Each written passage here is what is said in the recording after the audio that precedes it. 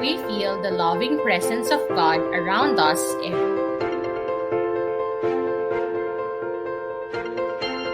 We feel His loving presence through the beautiful environment that surrounds us,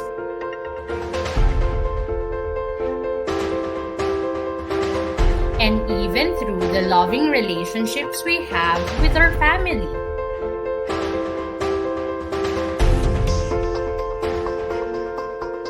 But most especially, we have different signs, symbols, and symbolic actions to make us feel the loving presence.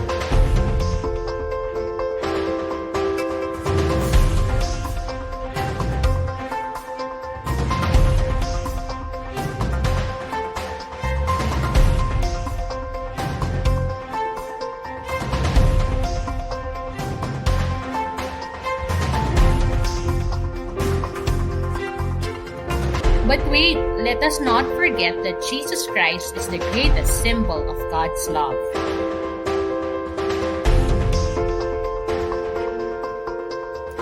He showed it during His public ministry through His teachings,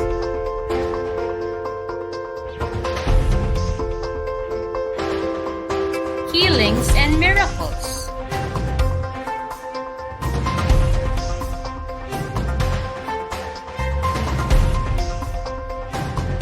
An example of which is the story of the blind man named Bartimaeus.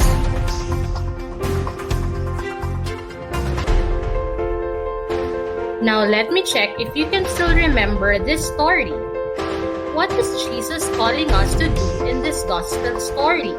Is it A, to be obedient, B, to be faithful, or C, to be honest?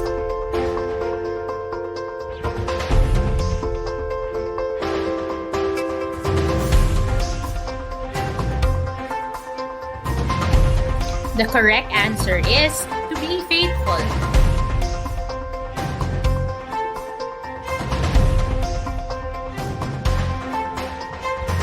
Let's go to the next story, which is entitled The Parable of the Unforgiving Servant. Now, how can we be like the king in this parable? Is it A, by being merciful, B, by being generous, or C, by being loving?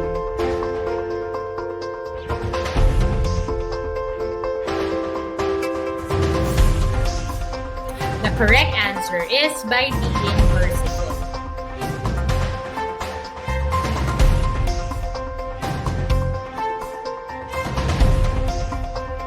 Now let's go to the next gospel story, which is entitled The Healing of the Paralyzed Man.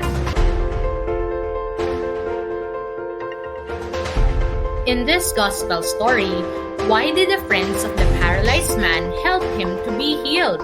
Is it A, they want to see Jesus up close, B, they are followers of Jesus, or C, it's because of their faith in Jesus?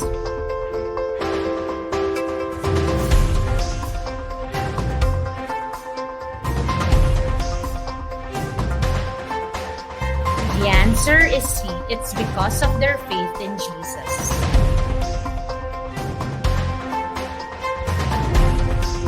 Now let's go to the last gospel story, which is entitled The Parable of the Good Samaritan. The question for this gospel story is, why did the Good Samaritan heal the wounded Jew? Is it A, to show compassion, B, to show off his wealth, or C, to show humility?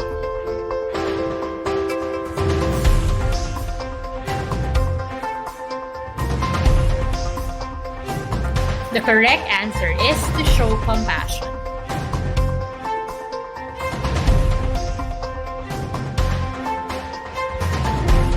Now that's it for today, boys.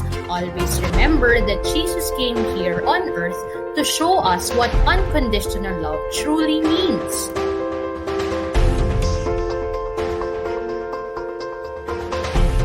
Through His words and deeds.